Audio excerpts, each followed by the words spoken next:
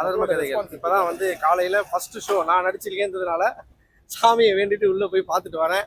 துணிவுன்ற படத்துல ஏற்கனவே ஒரு 2 சீன் நடிச்சிருந்தேன். அதுக்கப்புறம் இதான் எனக்கு வந்து அடுத்த அத்தியாயமா அடுத்த ஸ்கிரீன் ஸ்பேஸ் நிறைய கிடைச்ச எனக்கு ரிலீஸ் ஆயிருக்க 2வது படம் அதர்ம கதைகள். இந்த டைட்டில் இது வந்து ஒரு ஆந்தாலஜி படம். இந்த படத்துல பாத்தீங்க அப்படின்னா 4 கதைகள் சேர்ந்து ஒரு படமா இருக்கு. இயக்குனர் விஜய் மில்டனுடைய முன்னாள் உதவியாளராக இருந்திருக்காரு. சினிமா அனுபவம் உள்ள ஒரு நபர். அவரே ரைட்டிங் பண்ணி அவரே டைரக்ட் பண்ணி அவரே ப்ரொடியூஸ் பண்ணியிருக்காரு. காமராஜ் சாருக்கு மற்றும் படத்தில் இருக்க எல்லா கலைஞர்களுக்கும் முதல்ல என்னுடைய வாழ்த்துக்கள். அதுக்கப்புறம் இந்த 4 கதைகள் பார்த்தீங்க அப்படின்னா ஒவ்வொரு கதையும் ஒவ்வொரு சாமானிய மக்களோட கனெக்ட் ஆகிற மாதிரியான ஒரு கதை இந்த கதை. ஸோ இந்த ஆடியன்ஸ் எல்லாரும் கண்டிப்பாக வந்து பார்க்கணும். இது வந்து கண்டிப்பாக திரையில எல்லாருக்குமே ஒரு புது அனுபவமாக இருக்குது. ஏன் அப்படி சொல்கிறேன் அப்படின்னா வழக்கமாக வந்து ஒரு ஹீரோயிசம் நிறைஞ்ச படமாக பார்த்துக்கிட்டே இருக்கீங்க. துப்பாக்கி எடுத்து குடு சுட்டுக்கிட்டு இவ்வளோ பெரிய தாடி வளர்த்துக்கிட்டு பெரிய கூட்டமாக போட்டுக்கிட்டு படம் எடுத்துட்டு இருக்காங்க. ஆனால் நம்ம படம் பார்த்தீங்க அப்படின்னா ஒரு சேல்ஸ் ரெப்ரசன்டேட்டிவோட வாழ்க்கையில் நடந்ததும் ஒரு ரொம்ப ஏழை தாயா இருக்கிற ஒரு மகளுக்கு வாடகை தாயா வந்து அவங்க வந்து ஒப்பந்தமாகி அதுக்கப்புறம் அந்த கணவன் மனைவி வந்து பார்த்தீங்க அப்படின்னா அடிச்சுக்கிட்டு பிரிஞ்சிடுறாங்க. ஸோ அந்த கன்னி பெண்ணுடைய வாழ்க்கையில் அதுக்கப்புறம் அடுத்த கட்டம் என்ன நடந்தது, அவங்களுக்கு என்ன மாதிரியான சட்டங்கள் அதுக்கு உதவி செய்யும் செய்யாது, ஸோ ஒரு சாமானியன் அதுலேருந்து எப்படி தப்பிச்சான் அப்படின்றதான் இந்த அதர்ம கதைகளுடைய கதை.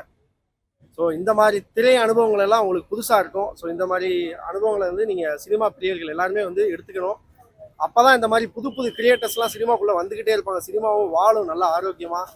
ஏன்னா இந்த மாதிரி சின்ன படங்கள் இந்த மாதிரி புது கிரியேஷன்ஸ் எல்லாமே வந்து மக்கள்கிட்ட போய் பெரிய அளவில் ரீச் ஆகிறது கிடையாது. ஏன்னா எங்களுக்கு முன்னாடி களத்தில் எங்கள் கூட கைகோத்து இறங்கியிருக்கிறது பார்த்தீங்க அப்படின்னா வாழை, அப்புறம் கொட்டுக்காளி, இந்த மாதிரியான பெரிய படங்களுக்கு நடுவில் எங்களுடைய சின்ன படமும் ரிலீஸ் ஆகிருக்கு.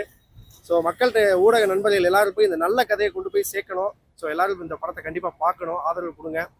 இதுக்கு முன்னாடி தமிழ் சினிமாவில் நான் கேரண்டியாக ஒரு விஷயம் சொல்கிறேன், வாடகை தாய் அப்படின்ற கான்செப்டை பற்றி ஒரு படம் வந்ததே கிடையாது. ஸோ இதில் தான் வந்து வாடகை தாய் அப்படின்னா என்ன, அவங்களுக்கு என்ன மாதிரியான விஷயங்கள் வாழ்க்கையில் நடந்திருக்கு, இதுக்கு முன்னாடி என்ன அதர்மம் நடந்திருக்கு. இப்போ ரீசெண்டாக கூட நீங்கள் கேள்விப்பட்டிருக்கீங்க, ஒரு பெரிய செலிபிரிட்டி உச்சகட்டத்தில் இருக்க ஒரு செலிபிரிட்டி ஒரு ஃபீமேல் கூட அவங்க வாடகை தாயா வந்து அது. ஆனால் தமிழ் சினிமா தானே அது, அப்படியா வாடகை தாய் கான்செப்ட் தான் நான் கண்ணில் பார்க்கல, மன்னிச்சிங்க. அதான் ஸோ இந்த படத்துலேயே அதுக்கு உண்டான விளக்கம் கொடுத்துருக்காங்க. ஸோ அதான் அந்த செலிபிரிட்டியை வந்து எப்படிலாம் அதை வந்து மேனேஜ் பண்ணாங்க என்ன பண்ணாங்கிறது நமக்கு தெரியாது. ஸோ இந்த படத்தில் அந்த வாடகை தாயுடைய விஷயங்களை பற்றி எல்லாம் சொல்லியிருக்காங்க. எல்லாரும் தெரிஞ்சுங்க, நல்ல படத்தை கொண்டு போய் மக்கள்கிட்ட சேருங்க.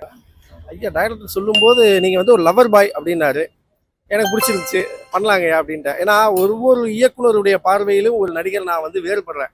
இப்போ விஜய் தொலைக்காட்சியில் நம்பர் 1 சீரியலாக தொடராக போயிட்டு இருக்கு சிறகடிக்க ஆசைன்னு. அதில் எஸ் குமரன் சார்ந்தவர் இயக்குனராக இருக்காரு. அவர் எடுத்த எல்லா தொடருமே வந்து ஹிட்டு. அவருடைய பார்வையில் நான் வந்து ஒரு நல்ல காமெடியனாக இருக்கேன். போன மாதம் கூட எனக்கு விகடன் சின்னத்திரை விருதுகளில் வந்து நான் வந்து சிறந்த காமெடி நடிகருக்கு நாமினேட் ஆயிருந்தேன். ஸோ அந்த இயக்குனர் என்னை வச்சு காமெடியாக இயக்குறாரு. வேற ஒரு இயக்குனர் வந்து பார்த்தீங்கன்னா இன்னொரு படத்தில் முழு நீள வில்லனாக எடுத்திருக்காரு, கொடூரமாக எடுத்து வச்சிருக்காரு. ஸோ இன்னொரு இயக்குனர் இப்போ தருமபுரி மாவட்டத்தில் குமரேசன்ற ஒரு இயக்குனர்கிட்ட நான் வந்து கதைக்கு நாயகனாக நடிச்சுக்கிட்டு இருக்கேன். செல்வகுமார்னு ஒரு இயக்குனர்கிட்ட கதைக்கு நாயகனாக நடிச்சுக்கிட்டு இருக்கேன். ஸோ இந்த படங்கள்லாம் போயிட்டு இருக்கு. ஒவ்வொரு இயக்குனருடைய ஆர்ட்டும் ஒவ்வொரு அவங்களுடைய மென்டால் சிந்தனைகள் இருக்கு. ஸோ நம்ம அதுக்கு உருவம் கொடுக்குறோம், அவ்வளோதான். ஹாய், எல்லாருக்கும் வணக்கம். நான் இப்போ அதர்ம கதைகள் பாராட்டோட டைரக்டர் காமராஜ் வேல். இன்னைக்கு நம்ம படம் ரிலீஸ் ஆயிருக்கு, அதர்ம கதைகள். ரோஹிணி தேட்டரில் இருக்கேன்.